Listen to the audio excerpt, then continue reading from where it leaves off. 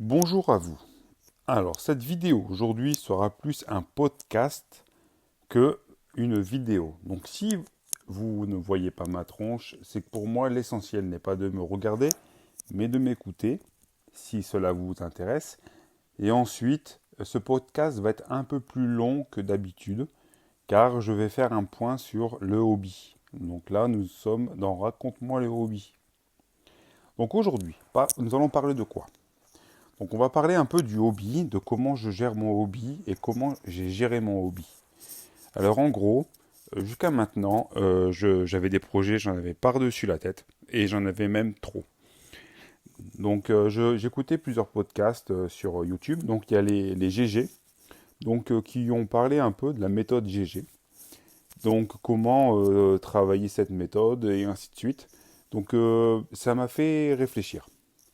Et j'ai épuré tous les projets que j'avais, même si j'en ai pas épuré beaucoup, mais j'en ai enlevé pas mal. Donc au début, j'en avais plus d'une trentaine. Donc une trentaine de projets où je passais d'un projet à l'autre et ça avançait pas. Et quand ça n'avance pas, on perd la motivation.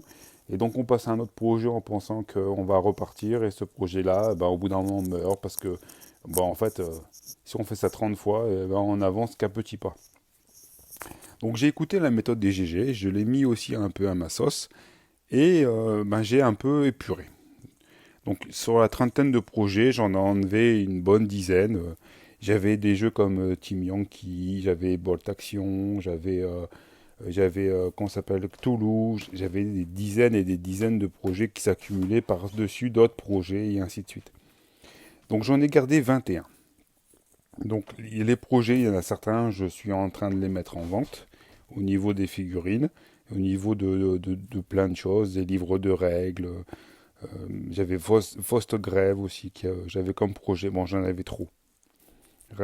Donc of Shadow Deep. Enfin bon.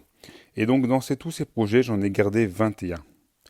Donc ces 21 projets, je vais vous en parler et comme ça, je vais vous dire pourquoi je les garde. Et donc, alors le numéro un, j'ai gardé en numéro un Blood Bowl 7. Alors pourquoi le 7? Parce que pour moi, Blood Bowl, le simple, donc à 11, pour moi c'est trop long, c'est trop de temps. Et donc je trouve que le Blood Bowl 7, ça me va très bien. C'est un jeu que j'aime bien car c'est un jeu qui est assez dynamique, qui est assez rapide. Et c'est un jeu où les règles sont un peu différentes du Blood Bowl à 11, ce qui permet de pouvoir des fois faire plusieurs matchs dans une journée et pas Blood Bowl à 11 où on va faire un ou deux matchs grand max, mais à la fin de la journée, psychologiquement, je trouve que c'est plus dur en fait. Donc voilà. Donc sur mon Blood Bowl, je possède trois factions, pardon, et sur les trois factions, j'en avais aucune qui est terminée. Et donc c'est pour ça que j'ai voulu aussi écrémer tous nos projets. Donc il n'y a pas de dans mes 21 que je vais vous donner, il n'y a pas il y en a pas un qui est plus important que l'autre. Pour l'instant, j'ai pas fait de classement, mais je vais en faire un pour vraiment me cadrer. Donc là, pour l'instant, comme je vous disais, dans les 21, il y a Blood Bowl 7. Donc je possède la faction des orques, j'ai les Northmen, donc des vikings, et j'ai les hommes lézards. En projet numéro 2, donc j'ai Aristeia, où là, j'ai tout qui est peint, et donc je peux jouer. Donc là, c'est Aristeia, c'est un jeu d'arène dans le monde d'Infinity. Donc le seul truc que je peux faire sur Aristeia, c'est continuer à acheter des figurines pour pouvoir développer en fait le jeu avec d'autres figurines pour d'autres gameplays. Donc le numéro 3, j'ai Jugula. Donc Jugula, c'est un jeu de Studio Tomahawk, donc c'est un jeu de gladiateur. Donc là, c'est pareil. Le jeu, j'ai deux bandes de 4, je peux jouer déjà avec deux personnes. Je possède trois jeux de cartes, donc la seule chose que je peux faire, c'est finir ma table de Jugula. Donc j'avais fait une arène avec du polystyrène. Donc mon projet numéro 3, celui-ci, il est bien mis en route. Ensuite, dans le numéro 4, c'est pas forcément un jeu de wargame, c'est plutôt un jeu de plateau ou un jeu de société. C'est Formula D. Donc c'est un jeu de Formule 1 ou des jeux avec des voitures où vous avez des cases, vous lancez des dés, vous avancez. Je schématise vachement là. et on doit s'arrêter dans des virages à des points précis dans des cases. Donc celui-ci, c'est pareil, j'ai des voitures qui sont peintes. Le jeu est déjà donné clé en main avec des voitures au cas où si on ne veut pas se prendre la tête. Donc c'est pour ça que j'en ai 21, parce qu'il y en a pas mal de projets où j'ai fini. Donc le jeu Formula D, c'est un jeu de voiture, plutôt un jeu de société, un jeu de plateau. Pour mon numéro 5, j'ai Pillage. Donc Pillage est un jeu un jeu historique sur l'époque des Vikings. Là, j'ai trois factions. Donc j'ai les Saxons, j'ai les Normands et j'ai les Vikings. Pour l'instant, j'ai monté que les Saxons, où j'ai des arbalétiers, je sais pas si ça se dit comme ça, et j'ai l'infanterie. Donc j'ai une petite dizaine de figurines à peindre, et après je verrai pour prendre des cavaliers. Donc celui-ci, ce projet, il est déjà commencé. Donc c'est un projet où je me suis aussi éparpillé, mais en épurant, je vais gagner du temps pour pouvoir peindre. Donc mon sixième, c'est Necromunda. Donc Necromunda, c'est quelque chose qui me tient à cœur, parce que c'est quelque chose que je voulais faire déjà quand j'avais abandonné Warhammer 40 000. Mais je veux vraiment retomber dans Necromunda. Donc pour l'instant, je possède rien. Il faut que j'achète. Donc c'est un projet que je vais mettre en route dès que possible, quand j'aurai fini, je pense, mes figurines de Blood Bowl 7. Numéro 7. Donc le numéro 7, ça va être le jeu Ami, la saga de la murmure. Donc c'est un jeu français. Il y aura vachement de jeux français dans ma liste. Donc c'est un jeu, je trouve amusant et comment dire. C'est un jeu qui n'a pas besoin d'avoir un gros budget. Si vous mettez 60 euros, à peu près, vous pouvez déjà jouer et ça suffit pour déjà prendre son pied, parce que même au niveau du décor, vous n'avez pas besoin d'avoir des monts et merveilles, vous prenez ce que vous trouvez et c'est amplement suffisant. Donc ça, c'est quelque chose où je vais investir aussi dans ce petit jeu.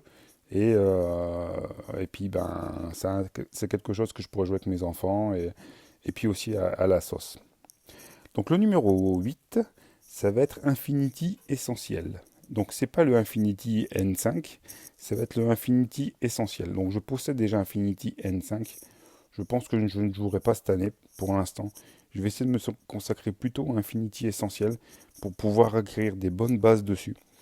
Et les règles, je jouerai avec des différentes factions dessus. À 3 contre 3, ça sera amplement suffisant. Et quand j'aurai bien compris les mécaniques du jeu, je pourrai m'accorder plus de temps sur le N5, mais pour l'instant, je pense qu'Infinity Essentiel, ça ira très bien. La neuvième. Alors là, c'est encore un jeu français. Donc c'est Alchemy. Alors Alchemy, je possède 4 bandes. Sur mes 4 bandes, j'en ai 2 qui sont jouables, donc peintes, et 2 qui me restent encore à peindre. Donc c'est un jeu que je trouve amusant, et c'est un jeu qui, pour moi, est super intéressant aussi à jouer avec mes enfants. Donc ils l'ont compris. Et c'est pour ça que ce jeu-là, en fait, je ne l'aurais jamais enlevé de mes projets à vendre ou à mettre de côté pour un temps X, parce que je trouve que c'est un jeu super intéressant. Le 10e projet, donc c'est encore un jeu français. Donc c'est le jeu Briscard de TGCM. Donc je ne le possède pas, donc j'envisage de m'acheter déjà une première bande. Donc c'est 4-5 figurines. Parce que dans mes projets que j'ai enlevés, j'avais déjà des figurines, et je les vends. Parce qu'en fait, ça fait trop. Si vous prenez V for Victory, Bolt Action, Team Yankee, c'est des jeux qui se ressemblent un petit peu, et c'est pour ça que je préfère les vendre. Et cet argent-là me servira à racheter d'autres figurines et d'autres jeux, mais j'essaye de prendre essentiellement, si possible, des jeux qui sont français, et puis des jeux qui me font plaisir. Et même si le jeu me plaît pas, mais les figurines vont me plaire. Donc c'est aussi ce plaisir aussi de peindre, et puis dans ce cas-là, je collectionnerai plutôt les figurines et je jouerai pas forcément. Mais Briscard fait partie des jeux où j'ai envie de peindre ces figurines. Donc le jeu, je verrai bien, parce que je vois des gens qui en parlent, mais voilà, faut quand même y jouer. Mais Briscard, au niveau des figurines, ça m'intéresse énormément, donc j'achèterai des figurines, je prendrai déjà le plaisir de les peindre, et on verra par rapport au jeu comment ça se passera. Mais voilà, ça m'intéresse.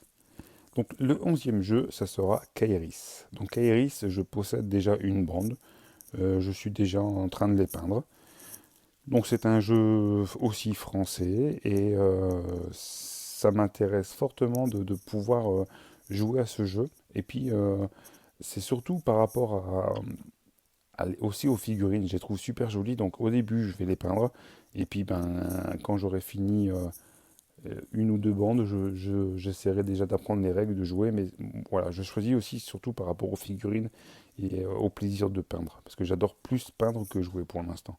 Donc je choisis déjà mon choix se fait beaucoup sur les figurines avant le gameplay. Donc en 12e, nous avons encore un jeu français. Et c'est Holomoc. Donc Holomoc, c'est un jeu que j'entends beaucoup de bien sur lui. Donc ça par contre, je suis fortement intéressé de le découvrir.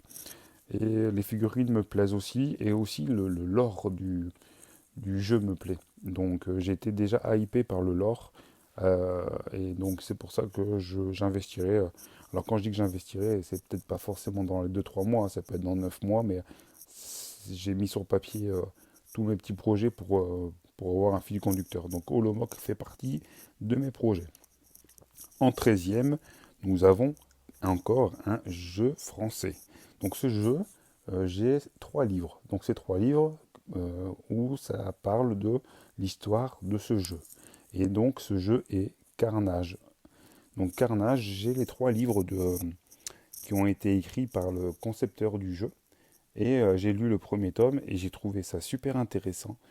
En sachant qu'au début, sur photo, le jeu me hypait pas. Les figurines, je, je me posais des questions, est-ce qu'elle me plairait ou pas. Et en fait, le lore m'a convaincu de pouvoir acheter et de pouvoir jouer parce que je veux jouer narratif et pas compétitif.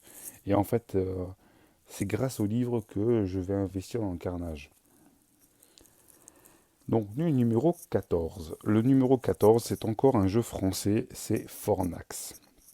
Donc, Fornax, j'avais pris le Kickstarter sur Ulule, même si c'est pas un Kickstarter, mais je l'avais pris sur Ulule. Donc, j'ai lu le lore. D'autres livres vont prochainement sortir. Pourquoi lui et pas un autre avant, ou pourquoi lui je l'ai pas enlevé pour à d'autres jeux qui pourraient être ressemblants. Pas parce que le lore m'intéresse aussi et puis les figurines je les trouve sympas et ça reste un jeu français donc je me dis que je vais aider et puis si je vois que sur le long terme ça m'intéresse pas, ben j'abandonnerai mais voilà, j'ai envie de consacrer un peu de temps aussi sur ce jeu.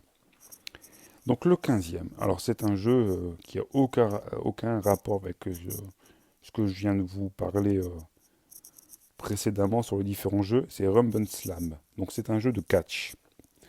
Donc là c'est vraiment pour le délire. Donc je vais pas mettre des 1000 et des cents dedans aussi, c'est juste voilà quelques figurines pour pouvoir jouer et puis ben ça fait changer un peu sur les figurines que je peins et aussi une autre façon de jouer. La 16e, Gang of Rome. Alors un peu d'historique, hein, ça peut faire un peu du bien. Pourquoi Gang of Rome? Parce que le jeu me donne envie de le découvrir et puis j'aime bien aussi l'époque romaine. Donc voilà, ça ne demande pas non plus énormément d'investissement sur les figurines, surtout que j'en possède déjà de ce jeu. Donc il faut juste que je les peigne et puis ben c'est aussi le plaisir de pouvoir peindre et faire des beaux décors de la ville de Rome. Donc 17, Warcrow. Donc Warcrow, je l'avais acheté, j'avais été hypé par ce jeu. Et puis ça s'est un peu essoufflé parce que ben j'ai pas pris le temps de les peindre. Et puis l'annonce a été faite vachement tôt et le jeu a mis du temps à sortir. Et puis même vous avez sur YouTube ou différents réseaux sociaux, on n'en parle pas trop en fait de ce jeu-là. Mais les figurines, je les trouve super jolies. Alors pour l'instant, ben, je le mets en fond de classement parce que ouais, j'ai envie de le découvrir, mais voilà, je le mettrai en fond de classement parce que ça va être un projet quand j'aurai fini d'autres projets. Mais les figurines me plaisent, donc il faudra que je voie. Donc, mais c'est un jeu qui m'avait hypé sur le moment. Donc en 18, il y a Solbreña. Vous allez me dire, Solbreña, c'est quoi? On entend parler, mais pour l'instant, il n'y a toujours rien. Je suis d'accord avec vous, Solbreña va sortir prochainement. Et ce jeu me hype parce que, ben, en fait, c'est un jeu agnostique. Et toutes les figurines que j'aurais peintes, donc du style comme Warcraft, comme potentiellement d'autres jeux comme Alchemy ou d'autres jeux comme Carnage, potentiellement je me servirais de ces figurines, même si la taille de Carnage, elle est vraiment plus grande. Euh, Au niveau des règles, peut-être que sur le Brilliant ça passera pas, mais voilà. C'est un jeu agnostique, donc les différents jeux que j'aurai, potentiellement je pourrais prendre ces figurines-là et les mettre dans Solbreña. Donc 19, Mars Code Aurora. Donc ce jeu-là, je l'ai, c'est pareil, c'est un jeu agnostique. Donc Infinity, potentiellement Necromunda, j'avais Star Wars Shatterpoint. Donc c'est pareil, c'était dans mes projets. Celui-là, si j'ai tout vendu, à part les figurines. J'ai d'autres jeux que j'ai vendus, mais ça reste du jeu de science-fiction. J'ai gardé les figurines pour pouvoir jouer à Mascot Aurora. Donc j'ai cette possibilité, pardon, de pouvoir jouer avec ce jeu, avec n'importe quelle figurine en science-fiction. Donc c'est pour ça que je le garde. Et c'est moins prise de tête quand vous avez des jeux où il faut obligatoirement avoir ce style de figurine-là, comme, je sais pas, Kill Team, je l'ai vendu aussi parce que voilà, il faut ces figurines-là pour Kill Team, pour ce jeu-là, ces règles, et ainsi de suite. Il faut toujours investir dans des cartes, des codex, des machins. Et donc Mascot Aurora, c'est pas du tout ça. C'est carrément l'opposé. Vous avez la règle et vous jouez ce que vous voulez. Donc c'est pour ça que ce jeu-là, je le garde. Et je vais le garder précieusement aussi. Donc en 20, il y a Warbound. Donc c'est un jeu francophone.